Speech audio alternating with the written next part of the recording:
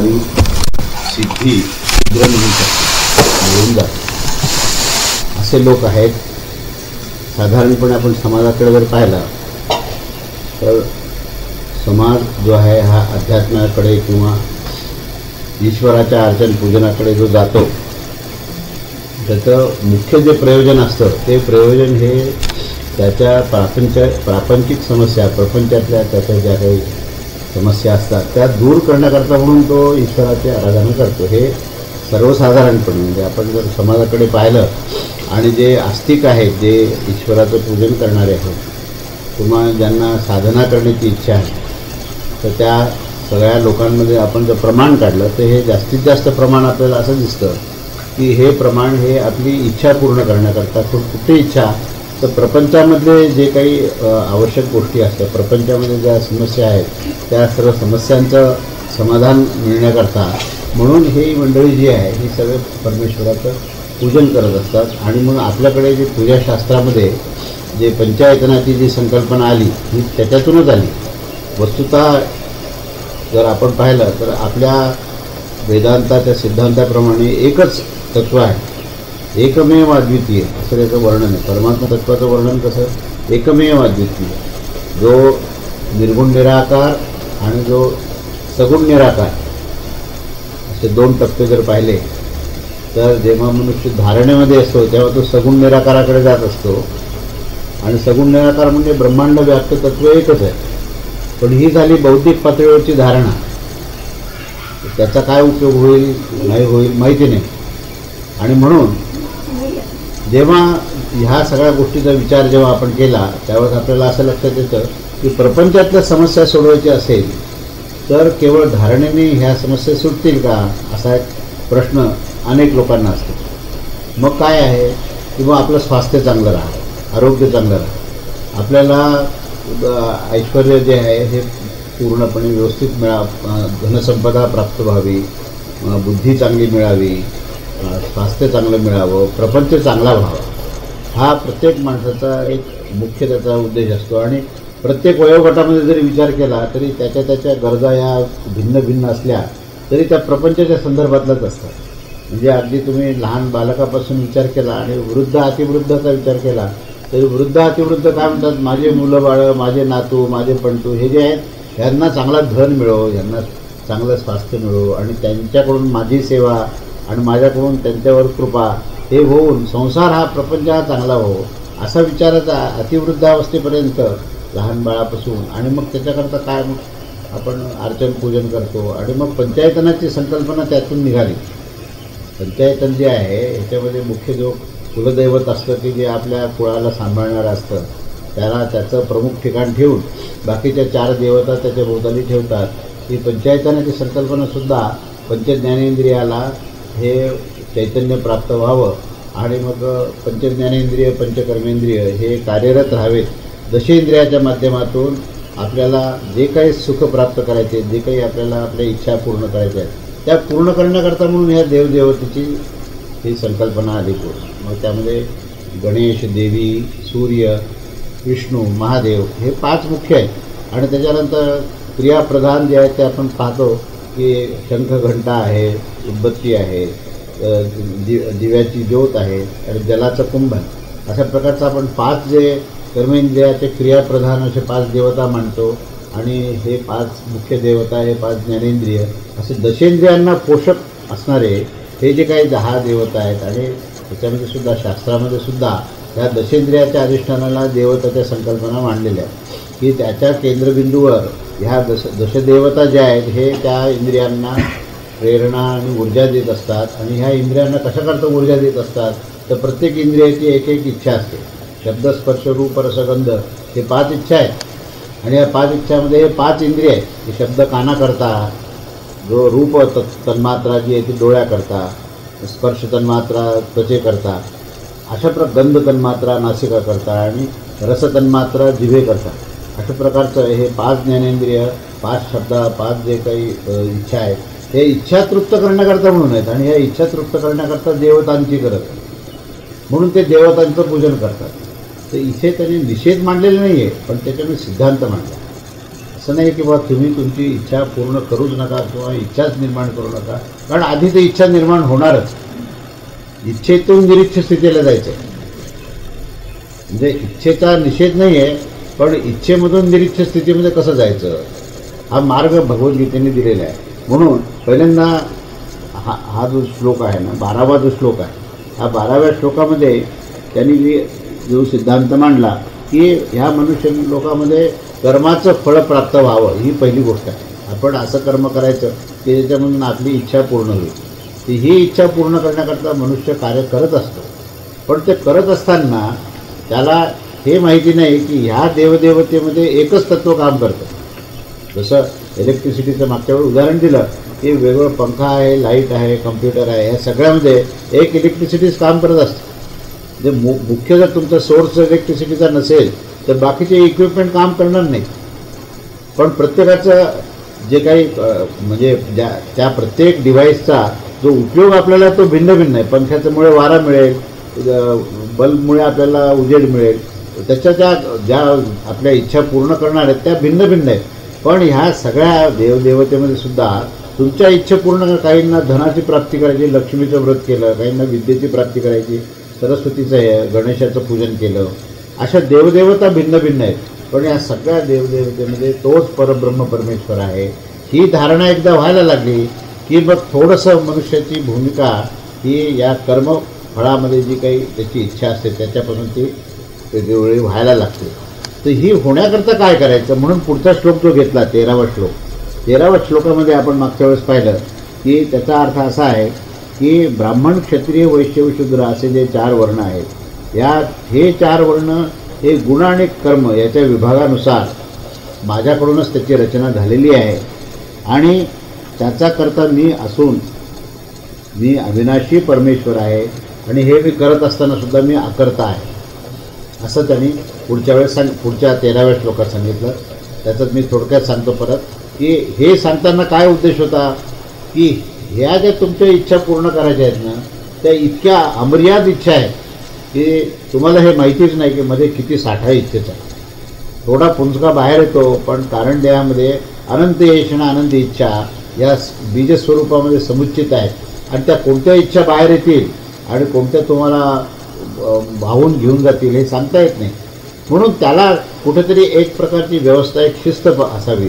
म्हणून भगवंताने काय केले की गुणकर्म विभाग असं केला की तुमच्यामध्ये ज्या गुणाचं आधिक्य आहे त्याच्या अनुसार तुम्ही कर्म करावं. म्हणून त्यांनी हे 4 वर्ण केले आणि या 4 वर्णाला, वर्ण या शब्दाचा शब्दशः अर्थ म्हणजे रंगच आहे. वर्ण म्हणजे रंग. रंगाचं म्हणजे आपण जर कल्पना केली की सत्वगुण जो आहे हा पांढऱ्या रंगाचा आहे, रजोगुण लाल रंगाचा आहे आणि तमोगुण काळ्या रंगाचा, असे 3 रंग आहेत आणि या 3 रंगामध्ये कुठल्या तरी एका रंगाचं आधिक्य आहे, बाकीचे रंग हे त्या मानाने गौण आहेत. ह्या प्रकारे ज्या गुणाचं आधिक्य आहे त्याच्या अनुसार जर तुमचं आचरण झालं तर काय होतं, त्याचा परिणाम असा होतो की तुमचा सूक्ष्मदेह ज्याच्यामध्ये मन, बुद्धी, चित्त, अहंकार आणि इंद्रिय आहे आणि तुमचा स्थूलदेह त्याच्यामध्ये पंचमहाभूत आहे आणि अन्नमय कोश, या दोघांचा समन्वय जर साधायचा असेल ना तर गुणाधिक्याच्या अनुसार कर्म झालं. हा सिद्धांत हा लक्षात घ्या. सिद्धांत असा आहे की तुमच्यामध्ये जी सहज प्रवृत्ती आहे ना, ती सहज प्रवृत्तीचा जर तुम्हाला अभ्यास झाला नाही, आवड कुठली तरी एका क्षेत्रात आहे आणि कार्य मात्र दुसऱ्या क्षेत्रामध्ये लादले गेलेले आहे, तर तो मनुष्य अस्वस्थ होतो.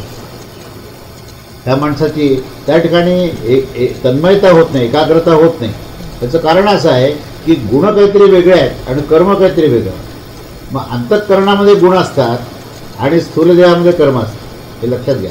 गुणाचं स्थान कुठं आहे, गुणाचं स्थान जे आहे हे मन, बुद्धी, चित्त, अहंकारामध्ये गुण आहेत आणि कर्माचं स्थान कुठं आहे, हे हात पायामध्ये, स्थूलदेहामध्ये कर्म आहे. तेव्हा कर्म आणि गुण हे जर समन्वयित नाही झाले तर अंतःकरणामध्ये एक भावना राहील आणि बाहेरचं कार्य हे भिन्न राहील आणि मनुष्य पूर्ण आयुष्यभर अस्वस्थ असतं. आपण जर अनेक लोकांची जर जीवनगाथा जर पाहिली तर ते अस्वस्थ काय, त्याचं जर मूळ कारण जर शोधून काढलं तर गुण काहीतरी वेगळे आहेत आणि कर्म काहीतरी वेगळे आहे. म्हणून ती व्यक्तीही अस्वस्थ असते आणि तो समाजही अस्वस्थ असतो.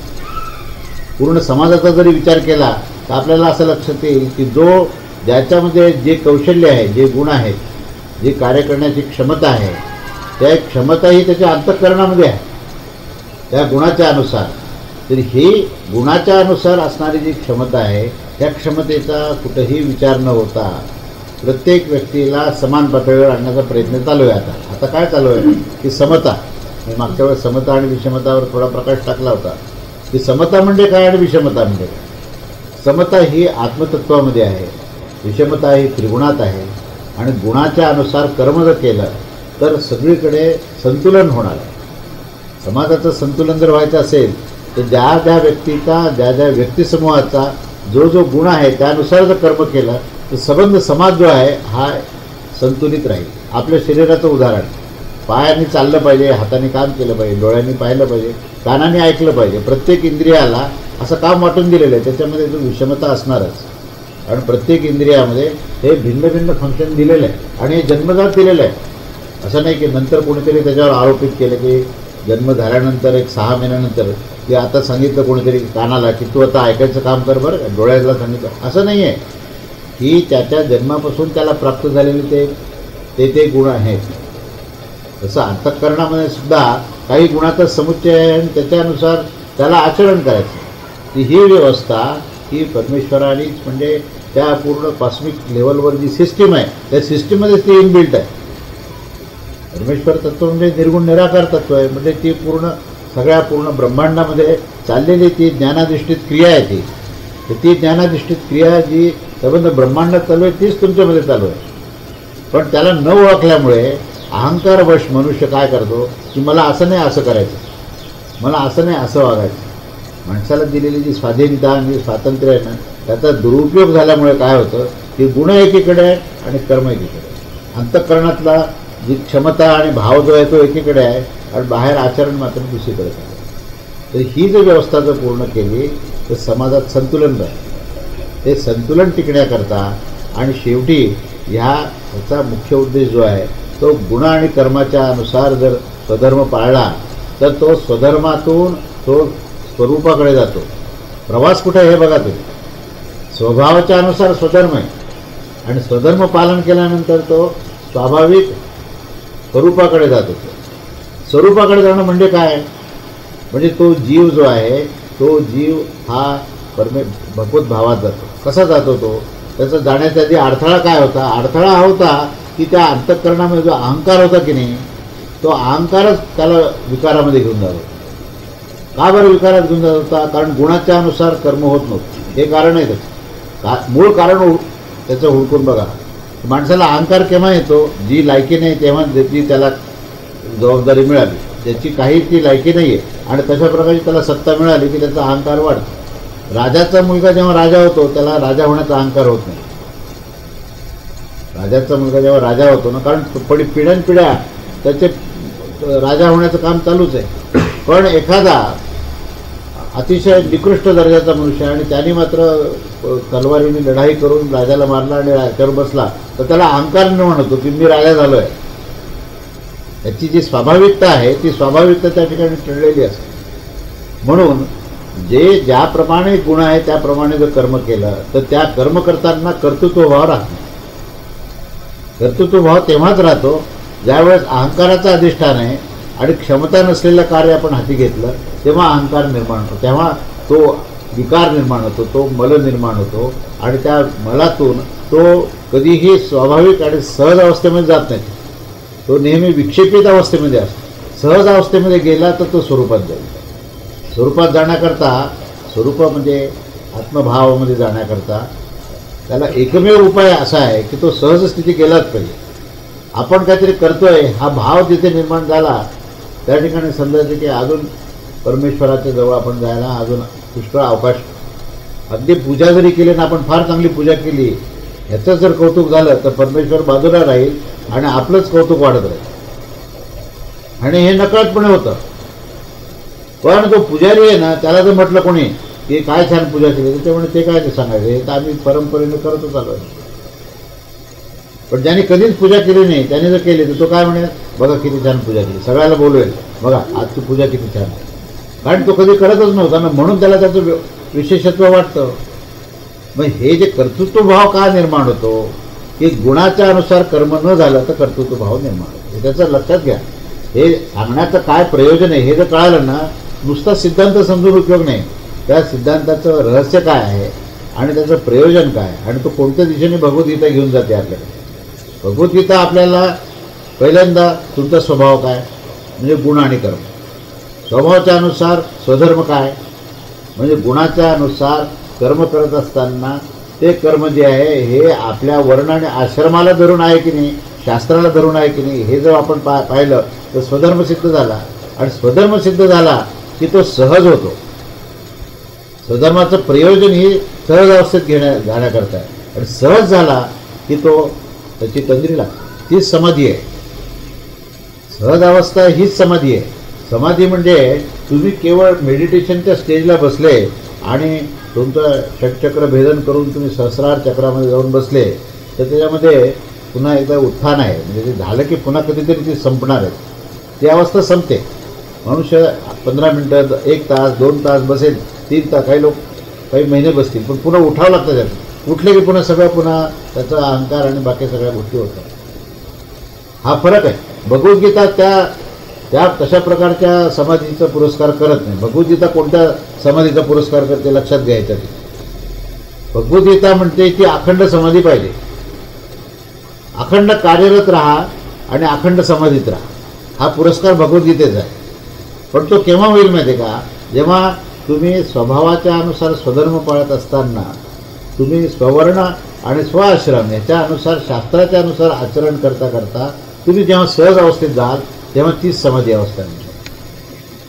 आणि ती समाधी अवस्था कशी आहे तर माणसाची तंद्री लागलेली आहे, आनंद आहे, कार्य चालू आहे. एका बाजूला कार्य चालू आहे, दुसऱ्या बाजूला समाधीस्थ अवस्था. आणि मग ती कशी आहे समाधी अवस्था, तिथे ती थांबत नाही तर ती अखंड आहे. लक्षात घ्या फरक कसा आहे. कारण काय, मी त्या अष्टांग योगावर मला टीका करायची नाही, पण मला त्याचा तुलनात्मक अभ्यास करणं आवश्यक आहे. कारण ती पण एक प्रक्रिया आहे. त्या प्रक्रियेतून सुद्धा मोठा लाभ आहे, नाही असं नाही. पण तो काय लाभ आहे तो लाभच हा सांगतायत. त्याच्यातून काय साधायचं आहे, याही अष्टांग योगामध्ये काय साधायचं आहे, सहज अवस्था साधायची. समाधी अवस्थेमध्ये निरंकारी स्थिती झाली, पण पुन्हा उत्थान झालं, जागृत झाले, पुन्हा की अहंकार सुरू झाला.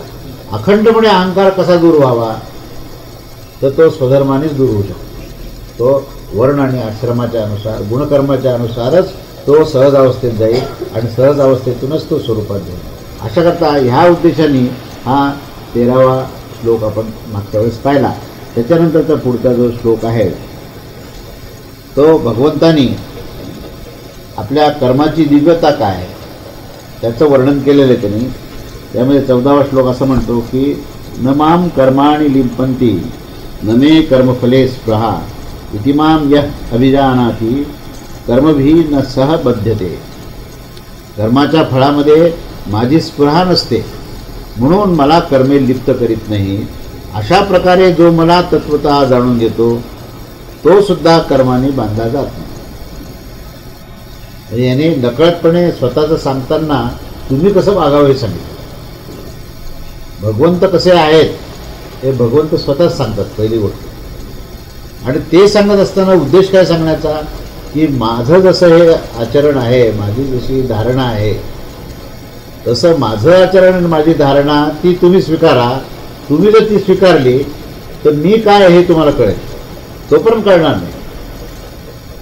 हे बघा नुसतं ग्रंथामध्ये जर आपण वाचन केलं की भगवंत कसे आहेत, ते निर्गुण निराकार आहेत, ते सगुण साकार पण आहेत, ते निर्गुण सगुण निराकार पण आहे, ते सगळं वर्णन आपण पुष्कळ वाचल्यानंतर काय झालं, फार तर परिणाम पाठांतर होईल, पाठ होईल. त्यात अतिशय जास्त अजून परिणाम काय झाला त्याच्यावर वक्तृत्व चांगलं होईल. पण म्हणून भगवंत समजतील असं अजिबात नाही. भगवंत समजण्याकरता भगवंतांनी काय सांगितलं हे आपल्याला समजून घेऊन त्याच्या अनुसार जर आचरण केलं तर भगवंत समजतात. हा त्यातला पहिला भाग आहे. भगवंताचं काय म्हणणं आहे की मला तत्वता जर तुम्ही समजून घ्याल ना, मी माझं आचरण काय आहे, माझी धारणा काय आहे ही जर तुम्ही समजून घ्याल तर आणि त्याच्या अनुसार जर तुम्ही आचरण कराल तर तुम्ही मला प्राप्त व्हाल आणि मी कसं आहे तुम्हाला कळेल. हा ह्या श्लोकाचा मुख्य अर्थ आहे. आता काय सांगितलं आहे, मी कसं आहे सांगितलं. भगवंतांनी स्वतःचं वर्णन करताना काय सांगितलं, असं सांगितलं की माझी स्पृहा त्यात काही नाही. स्पृहा म्हणजे इच्छा. माझी कर्म म्हणजे जे 4 वर्ण मी स्थापन केले आणि ही समाजव्यवस्था मी जी स्थापन केली ना, ही समाजव्यवस्था स्थापन केल्यानंतर हे केल्याचं कर्तृत्व व्हावं माझ्याकडे नाही. कारण काय की मी त्या ठिकाणी फक्त एक साक्षीत्व भावाने मी त्या ठिकाणी असतो, एक अक्रिय स्थितीमध्ये असतो आणि माझ्या त्या साक्षीत्व, माझ्या त्या अस्तित्वानेच हे ह्या ब्रह्मांडामध्ये ही क्रिया बरोबर घडत असते. आणि ती घडत असताना मी साम्य स्थितीत आहे, मी विषम नाही. जो विषमावस्थेमध्ये असून क्रिया करतो त्याला कर्तृत्व भाव येतो. जो साम्यावस्थेमध्ये साक्षीत्वाने राहतो तेव्हा त्याच्या देहातून क्रिया होत असते. सिद्धांत बघा, आता एक आपण त्याला असं मोकळं करू ना आपण.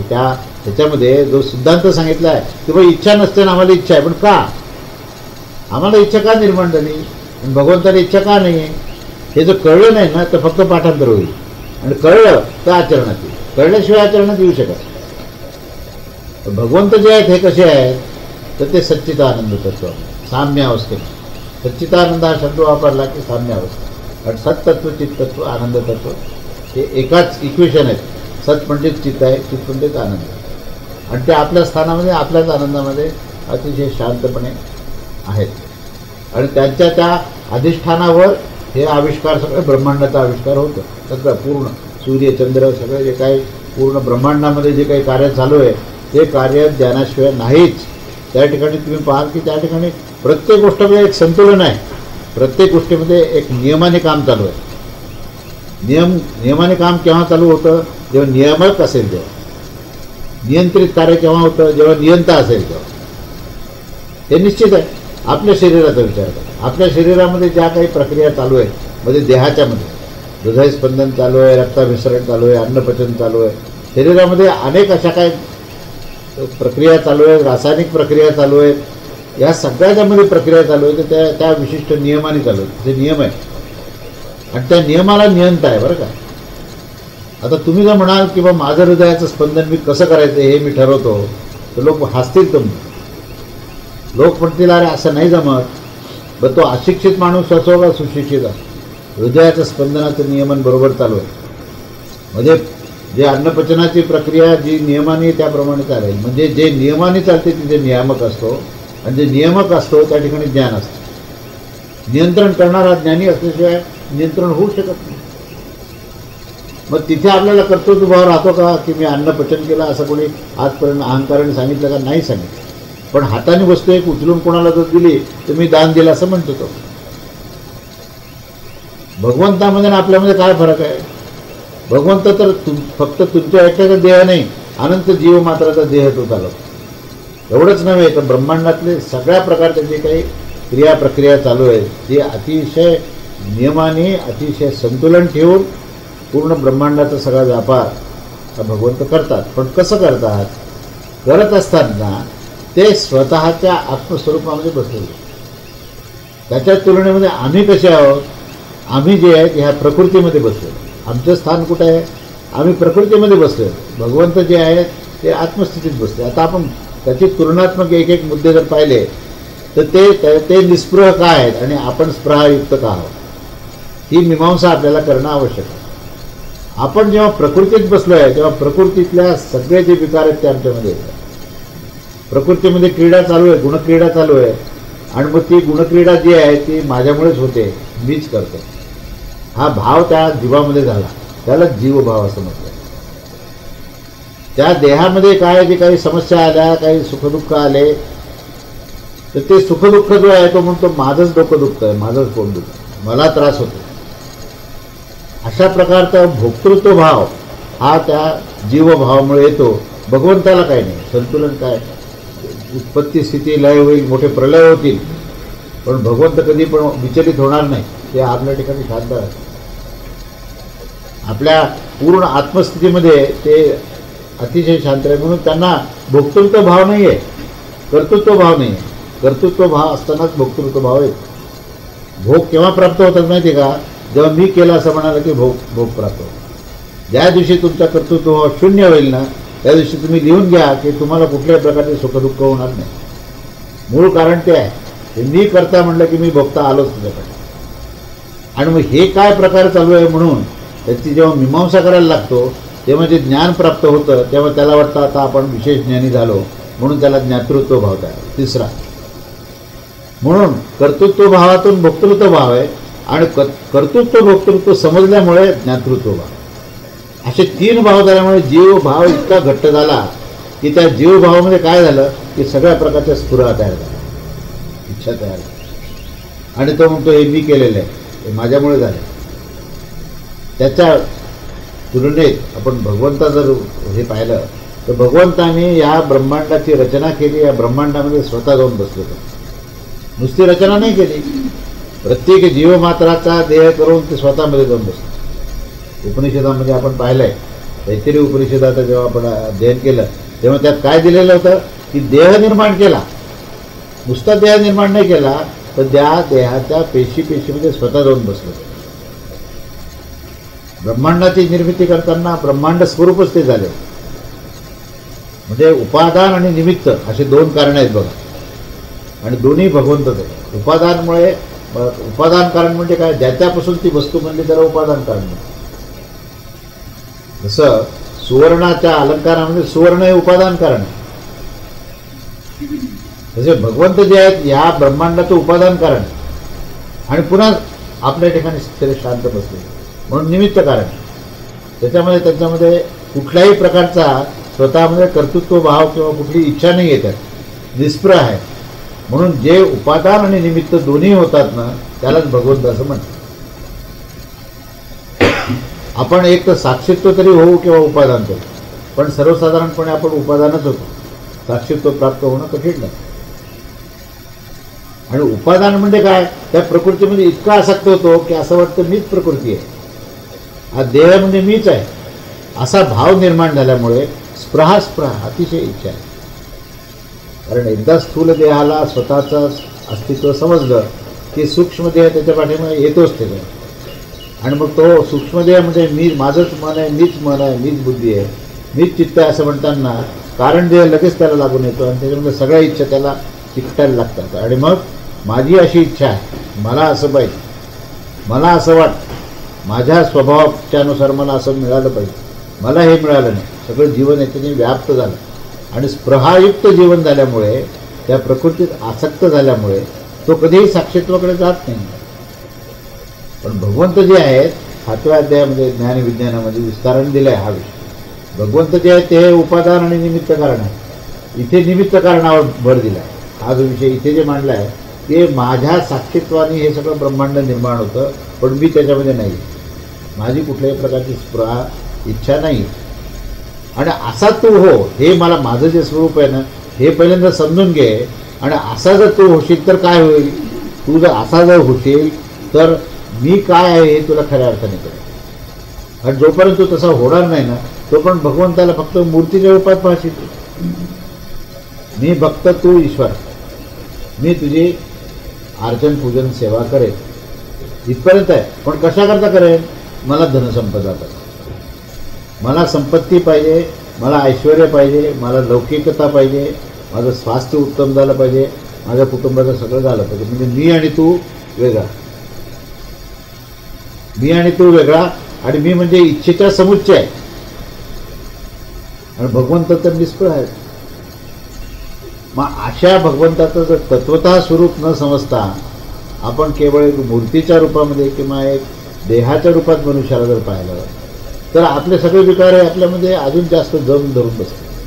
म्हणून त्यांनी पुरस्कार काय केला की आपलं स्वरूप काय आहे या स्वरूपाचं वर्णन करत करत ते म्हणतात की अशा प्रकारे हे तत्वतः मला ज्यांनी जाणलं तो कधीही कर्माने बांधल्या जाऊ शकत नाही. एकदा त्यांनी जाणलं की तो स्वतःही त्या स्वरूपामध्ये जाईल. आणि तत्वतः जेव्हा भगवंताला जाणतो त्यावेळेस जे कर्म होतील ते कर्म त्याला बंधन करणारे राहणार नाही. मग असे कोणते कर्म आहेत आणि असं कोणतं आचरण आहे की ज्याच्यामुळे त्याला बंधन होणार नाही, की असं कर्माचं कोणतं स्वरूप आहे बरं की ज्याच्यामुळे त्याला बंधन त्याचं होणार नाही. कारण मला तत्वतः समजणं हा झाला एक भाग, पण आता प्रत्यक्ष आपण त्याचं आचरणाचा विषय घेतला तर असं कर्माचं काय स्वरूप आहे की जेणेकरून ते स्वरूप समजल्यावर त्याला त्याचं बंधन होणार नाही, हे पुढच्या श्लोकात दिलेलं आहे. तेव्हा अशा प्रकारे बरं का, एवं एवं ज्ञात्वा कृतं कर्म पूर्वैः अपि मुमुक्षुभिः कुरु कर्म एव तस्मात् त्वां पूर्वैः पूर्वतरं कृतम्. अशा प्रकारे जाणूनच, म्हणजे अशा प्रकारे म्हणजे आधीच्या श्लोकामध्ये आपण पाहतो, तर अशा प्रकारे जाणूनच पूर्वकालीन मुमुक्षांच्याकडूनही कर्म केले गेलेले आहे, म्हणून पूर्वजांनी नेहमी केलेली कर्मेच तू सुद्धा कर. अशा प्रकारे जाणून आपल्या पूर्वजांनी जे काही परंपरेने कर्म केलेले, म्हणजे त्याच्यामध्ये काय काय येतं ते बघा. परंपरा काय असते? कुळधर्म कुळाचार ही परंपरा आहे. नित्य निर्वाह करता जे साधन वगैरे केलेले आहेत ती परंपरा आहे. वर्ण आणि आश्रम ही परंपरा आहे. म्हणजे काय काय येतं हे बघा तुम्ही. आणि पूर्वीचे 2 श्लोक जर आपण पाहिले आणि अशा प्रकारे हा शब्द एवं हा शब्द वापरला, तर संबंध कुठे कुठे आहे? संबंध असा आहे की पूर्वापार काही परंपरा घेऊन ते आपलं कुटुंब जे आहे त्या कुटुंबात आपला जन्म झालेला आहे. तर पूर्वापार काय आहे?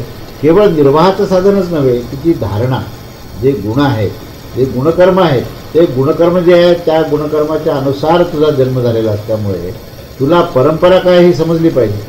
किती वेळेला काय होतं की अतिशय सभ्य संतांच्या कुटुंबात सुद्धा जन्म घेतात आणि नंतर बाहेरच्या वातावरणावर इतका परिणाम होतो की त्यांचं आचरण अगदी विपरीत होतं, अगदी विपरीत. म्हणजे आता आपण अलीकडे पाहतो ना की संस्कृतीमध्ये दोन पिढीमध्ये एकदम मोठा फरक दिसतो, एकदम मोठा फरक. त्याचं कारण काय माहिती का? की परंपरेचं विस्मरण, की मुलाला उत्तम शिक्षण देणे, उच्च शिक्षण देणे आणि उच्च शिक्षण दिल्यानंतर त्याचं अमेरिकेत जाणं, हे आता अलीकडच्या पिढीमध्ये जर पाहिलं तर हे अति काय, मुलगा काय करतो? इंजिनिअरिंग. पुन्हा 1-2-3 वर्षानंतर मुलगा काय करतो? इंजिनियर झाला, मग आता कुठं आहे? अमेरिकेत गेला. मग अमेरिकेत म्हणजे अमेरिकेत गेल्यानंतर पुन्हा 1-3 वर्षानंतर विचारलं तर काय मुलाचं कसं काय चाललं आहे? नाही, तिकडचीच तिने मुलगी, तिची आमची सुनबाई अमेरिकन आहे.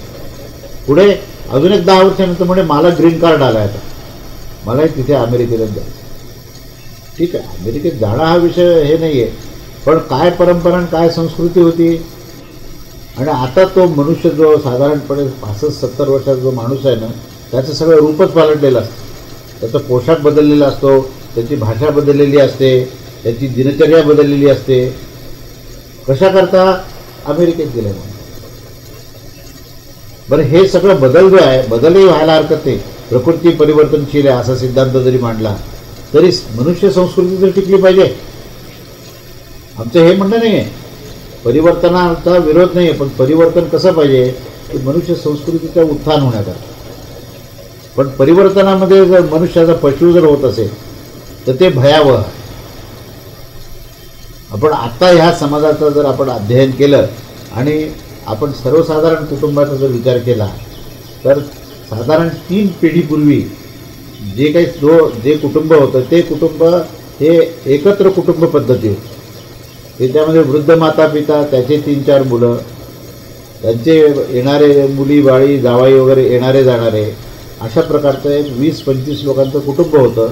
आणि ज्या कुटुंबामध्ये परस्पर स्नेह होता, परस्पर प्रेम होतं आणि काहीतरी घरामधल्या परंपरा सांभाळण्याची पद्धत होती. त्याच्यानंतरची पिढी ही विभक्त झाली. विभक्त झाल्यानंतर 25 व्यक्तीच्या कुटुंबामध्ये मग 5-4, 5-6 अशा व्यक्तीचं कुटुंब झालं. त्याच्यानंतरची पिढी जी आहे ही पिढी ही नवरा बायको आणि एक मुलगा किंवा एक मुलगी, ही पुढची पिढी झाली. आणि त्या मुलाला अतिउच्च शिक्षण दिल्यामुळे त्याला परदेशात जाण्याशिवाय पर्यायच नाही. त्यामुळे तो परदेशात गेला आणि हे 2 वृद्ध फक्त. आणि मग ह्या 2 वृद्धामध्ये जर एक वृद्ध गेला तर उरलेला जो वृद्ध आहे त्याला वृद्धाश्रमात जाण्याशिवाय पर्याय. बघा, म्हणजे आपण जर गेल्या 3 पिढीचा जर आपण विचार केला आणि ह्या श्लोकाचा विचार केला तर आपल्याला असं स्पष्ट दिसेल की मनुष्य संस्कृतीचा ऱ्हास होतो.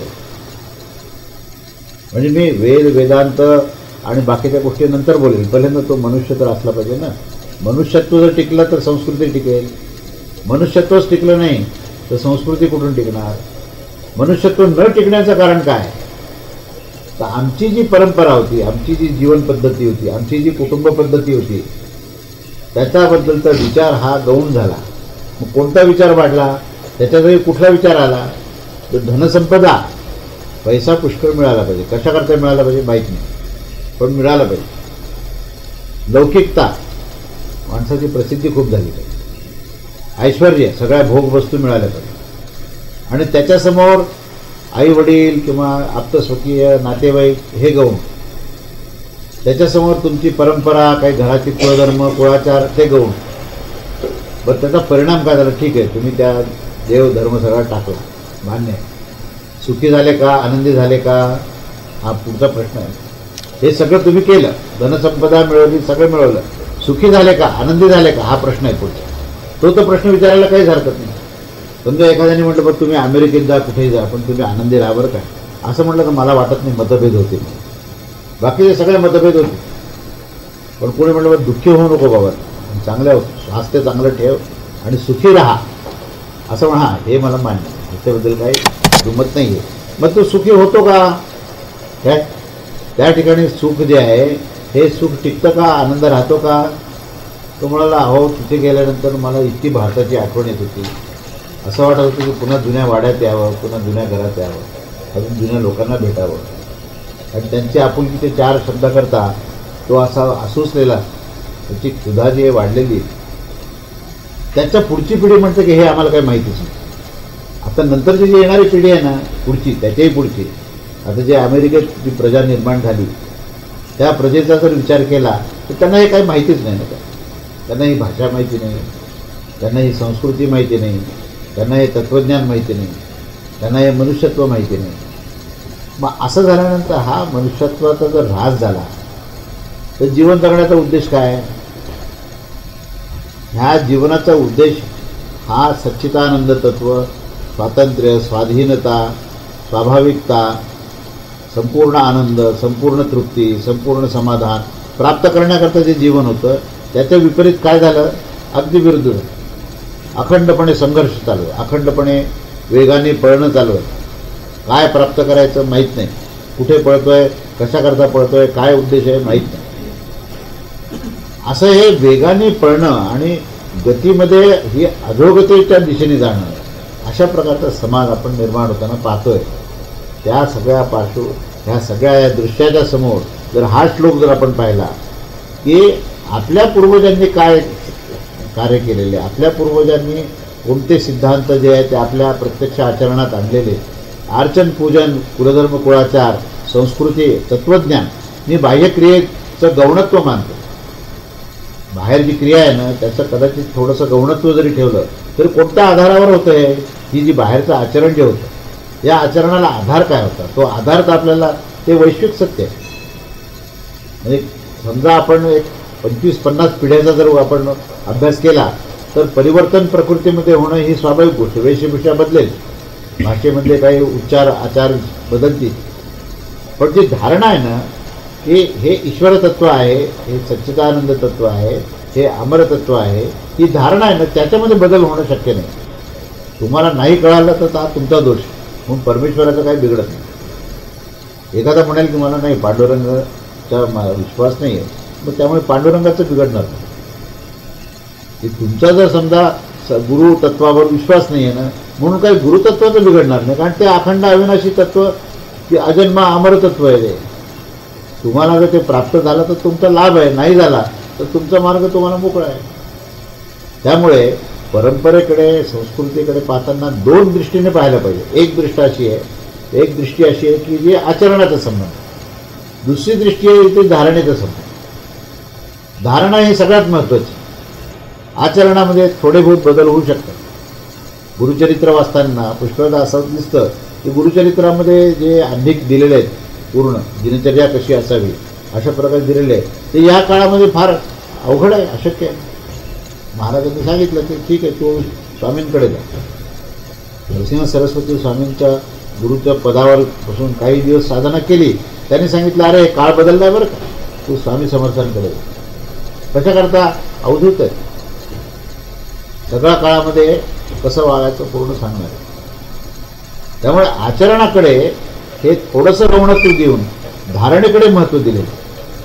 धारणा जी आहे ती सच्चिदानंद तत्व, अखंड अविनाशी तत्व आहे आणि तेच तुझ्या अंतःकरणामध्ये कार्यरत आहे.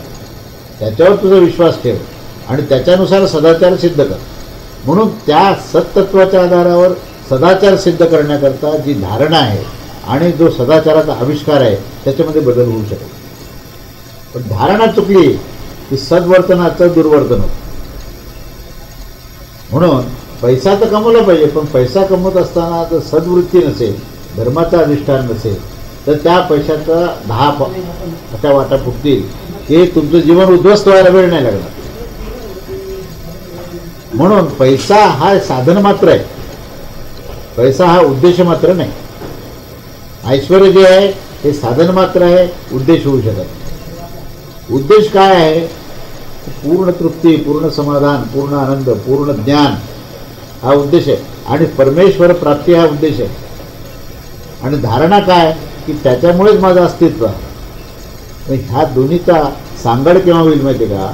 सांगड तेव्हाच होईल जेव्हा परंपरा पाहू. परंपरेला जर तोडलं ती सांगड होऊ शकणार नाही. आम्ही जर आमचे आजोबा पंजोबा काय करत होते, आमचा पूर्वी समाज काय होता आणि त्याच्यातून आम्हाला काय मिळालेलं आहे याचं जर अध्ययन न करता आपण प्रत्येक गोष्ट जर आपण आपल्या तर्काप्रमाणे जर करत गेलो तर ती परंपरा तुटणार आणि धारणा तशी राहणार. धारणा एकदा बदलली ना ते सगळं जीवन उद्ध्वस्त होईल. मध्ये पैसा मिळेल, धनाची प्राप्ती होईल, पण धन म्हणजे कसं आहे? मृगजळासारखं आहे. ते आहे म्हणता म्हणता नाही नाही मध्ये जातात. मिळालं म्हणता म्हणता गेलं म्हणावं लागतं. अशी त्या धनाची स्थिती आहे. त्यामुळे काय आहे हे जर समजलं तर काय नाही हेही समजेल. म्हणून ही परंपरा जी आहे ही परंपरा तुम्हाला तुमच्या मूळ स्रोताकडे घेऊन जात असते. तेव्हा या परंपरेकडे पाहून जर आपण कर्म केले तर आपल्या कर्मामध्ये पावित्र्य आणि शुद्धता राहते. आणि मग ही असे जे कर्म आहेत हे कर्म हे तुम्हाला बंधनापासून मुक्त करण्याकरता काय नेमकं त्याचं तत्वस्वरूप आहे त्या कर्माचं हे 16व्या श्लोकामध्ये दिलेलं आहे. त्याचं फक्त उच्चारण करून मी थांबवतो. तर 16वा श्लोक असं म्हटलेलं आहे की किम कर्म किम अकर्म इति कवयः अपि अत्र मोहिताः तत्ते कर्म प्रवक्ष्यामि यत् ज्ञात्वा मोक्षसे अशुभात्. कर्म काय आहे, अकर्म काय आहे या बाबतीत निर्णय करण्यामध्ये बुद्धिमान पुरुष सुद्धा मोहित होऊन जातात आणि ते जाणल्यावर अशुभापासून म्हणजे अशुभ म्हणजे काय? कर्मबंधनापासून तू मोकळा होशील. ते कर्मतत्व मी तुला नीटपणे सांगेन. कर्म काय आहे आणि अकर्म काय आहे हे तत्व जर तुला कळालं तर तू कर्माच्या बंधनातून मुक्त होशील. तर ते कर्म आणि अकर्माचं काय तत्वज्ञान आहे ते आपण पुढच्या प्रबोधनामध्ये बघूया. अवधूत चिंतन श्री दत्त श्री स्वामी समर्थ महाराज की जय.